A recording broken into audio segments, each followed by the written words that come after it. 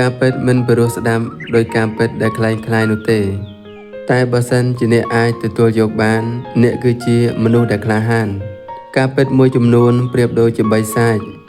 វាកើតឡើងរយៈពេលខ្លីជារឿងដែលស្មានមិនដល់ក៏មានតែយ៉ាងណាក្តីការពិតនៅតែជាការពិតដដែលដោយមនុស្សខ្លះដឹងឮហើយថាគេបានអស់ចិត្តពីខ្លួនបាត់ទៅហើយចុះហេតុអ្វីនៅតែមិនព្រមទទួលស្គាល់ការពិតទៀតថែមទាំងព្យាយាមកុហកខ្លួនឯងថាគេនៅដូចដើមសាកស្រមៃបន្តិចមើលថាទង្វើដែលគេធ្លាប់ធ្វើពីមុននិងឥឡូវតើខុសគ្នាយ៉ាងដូចម្តេចមានតែអ្នកខ្លួនឯងតែប៉ុណ្ណោះដែលដឹងថាគេប្លែកចុះហេតុអ្វីមិនអាចទទួលស្គាល់ការពិតទាំងនោះបានដោយសារតែអ្នកស្រឡាញ់គេខ្លាំងមែនទេ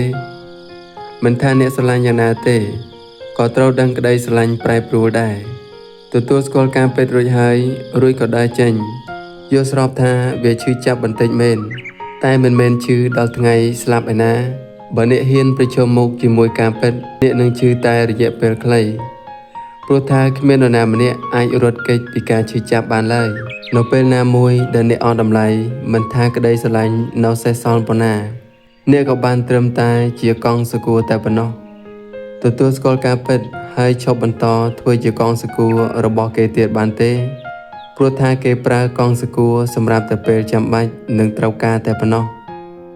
ដូចនេះទទួលស្គាល់ការពិតគឺជាស្ពានសម្រាប់ឲ្យអ្នកដើរឆ្លងពីភាពឈឺចាប់ដើម្បីបន្តដំណើរទៅមុខស្ដាប់ទៅរៀងពិបាកចិត្តបន្តិចហើយតែវាមិនស្លាប់នោះទេប្រសិនបើអ្នកមិនសម្លាប់ខ្លួនឯងនោះមនុស្សគ្រប់គ្នាប្រាថ្នាចង់បានសេចក្តីសុខ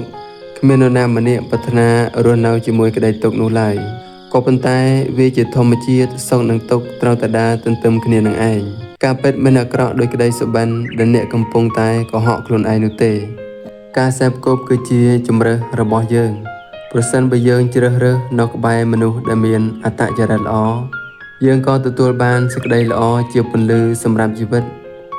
តែប្រសិនបើជ្រើសរើសនៅក្បែរមនុស្សមិនល្អអ្នកក៏ទទួលបានរឿងដែលមិនល្អសម្រាប់ជីវិតដូចគ្នាស្គាល់មិនបានប៉ុន្មានផងក៏សម្រេចចិត្តស្គាល់បែបស៊ីជម្រៅជាមួយគេដោយសារងប់ងល់ប្តីផ្ដួលទៅនឹងការស្រឡាញ់ដ៏ខ្មៅងងឹតក្តីស្រឡាញ់ទើបតែចាប់ផ្ដើមអ្នកមានសិទ្ធិជ្រើសរើសហើយក៏មិនគួរសម្រេចចិត្តជឿជ្រុលដោយមិនប្រើការពិចារណានោះទេមិនថាអ្នកលួងស្រឡាញ់គេយ៉ាងណានោះទេក្តីស្រឡាញ់ដែលកើតពីបេះដូងតែម្យ៉ាងមិនប្រើខួរក្បាលអ្នកនឹងត្រូវបានបេះដូងនាំដើរទៅដល់ចំណុចមួយដែលទទួលបានតែការឈឺចាប់មួយមុខតែម្យ៉ាងគត់ការសេពគប់មនុស្សជារឿងមួយដែលសំខាន់ណាស់ព្រោះថាមនុស្សខ្លះងាយនឹងត្រូវបានគេដឹកច្រមុះឲ្យធ្វើរឿងដែលងាយនឹងខុសជាទីបំផុតជាពិសេសគឺមនុស្សដែលគ្មានម្ចាស់ការលើខ្លួនឯងតែម្ដងមិនថាគេបង្ហាញពីទង្វើល្អដាក់អ្នកយ៉ាងណានោះទេអ្នកគួរតែចំណាយពេលខ្លះដើម្បីស្គាល់ពីមនុស្សមុនពេលដែលអ្នកសម្រេចចិត្តសេពគប់នរណាម្នាក់មនុស្សដែលនិយាយផ្អែមហើយតែងធ្វើល្អចំពោះអ្នកជាមនុស្សដែលអ្នកគួរតែប្រុងប្រយ័ត្នជាទីបំផុតព្រោះថាមនុស្សប្រភេទនេះងាយឆក់យកបេះដូងរបស់អ្នកបានយ៉ាងងាយស្រួលក្រោយពេលដែលអ្នកលួងនឹងអំពើល្អដែលគេបានសម្ដែងមកកាន់អ្នកមិនថាអ្នកជាមនុស្សពូកែឬឆ្លាតយ៉ាងណាបរិស្ថានជុំវិញនឹងការសេពគប់មនុស្សជារឿងមួយដែលសំខាន់ជាទីបំផុតដូចនេះអ្នកមានសិទ្ធិជ្រើសរើសថាមនុស្សប្រភេទណាដែលអ្នកគួរតែនៅក្បែរនិងផ្ដល់ក្តីស្រឡាញ់ឲ្យទៅគេកុំដោយសារទង្វើល្អយកចិត្តបន្តិចបន្តួចធ្វើឲ្យអ្នកបាក់ចិត្តហើយដកមិនរួចនោះស្គាល់មនុស្សមិនល្អអនាគតរបស់អ្នកក៏មិនល្អដូចគ្នាមនុស្សខ្លះចូលមកក្នុងជីវិតយើងខ្លួនមួយតែមានមុខពីរគួរតែជៀសឲ្យឆ្ងាយពីមនុស្សចម្ពោះនេះ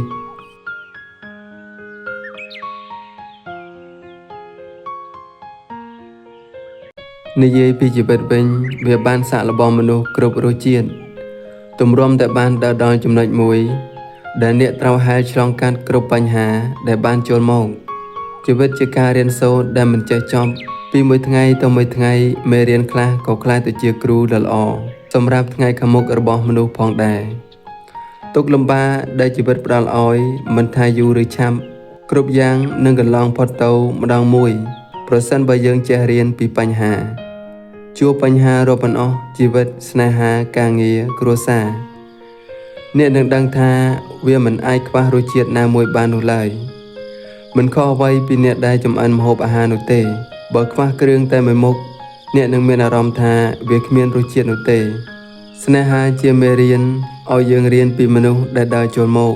មិនថាល្អក្តីឬអាក្រក់ក្តីសុទ្ធតែជារសជាតិជីវិតម្យ៉ាងម្នាក់បើជួបមនុស្សល្អចូលខំប្រឹងថែរក្សាព្រោះថាមនុស្សល្អមិនមែនចេះតែដើរចូលមកក្នុងជីវិតរបស់យើងញឹកញាប់នោះទេតែបើជួបមនុស្សមិនល្អគ្រប់យ៉ាងនឹងក្លាយទៅជាមេរៀនមួយដែលល្អបំផុតសម្រាប់យើងការមិនទទួលបានការងារដែលអ្នកប្រាថ្នាមិនមែនត្រូវបញ្ចប់គ្រប់យ៉ាងនោះទេតែត្រូវត្រឡប់ទៅពង្រឹងសមត្ថភាពរបស់អ្នកបន្ថែមដើម្បីថ្ងៃណាមួយអ្នកនឹងត្រឡប់មកចាប់យកការងារក្នុងក្តីស្រមៃរបស់អ្នកម្ដងទៀតឲ្យបានប្រឡងមិនជាប់រៀនមិនចប់ខ្វះថវិកាមិនមែនថាអ្នកមិនអាចក្លាយទៅជាអ្នកមាននោះទេមនុស្សមួយចំនួនក្លាយខ្លួនទៅជាអ្នកមានដោយមិនចេះអក្សរមួយតួក៏មានដែរហើយអ្វីគេអាចធ្វើបានត្រូវចាំថាសញ្ញាបត្រគ្រាន់តែជាក្រដាសមួយសន្លឹកដែលសរបញ្ជាក់ពីចំណេះដឹងក៏ដូចជាសមត្ថភាពរបស់អ្នកតែប៉ុណ្ណោះគ្រប់យ៉ាងអាស្រ័យទៅលើដៃពីរជើងពីររបស់អ្នកនេះហើយអ្នកជាអ្នកសម្រេចជោគវាសនារបស់ខ្លួនឯងពុំមាននរណាម្នាក់អាចធ្វើដំណើរជំនួសអ្នកបានឡើយជីវិតជាមេរៀនដែលត្រូវរៀនគ្មានទីបញ្ចប់ជីវិតជាការព្យាយាមបំពេញចន្លោះដែលខ្វះខាត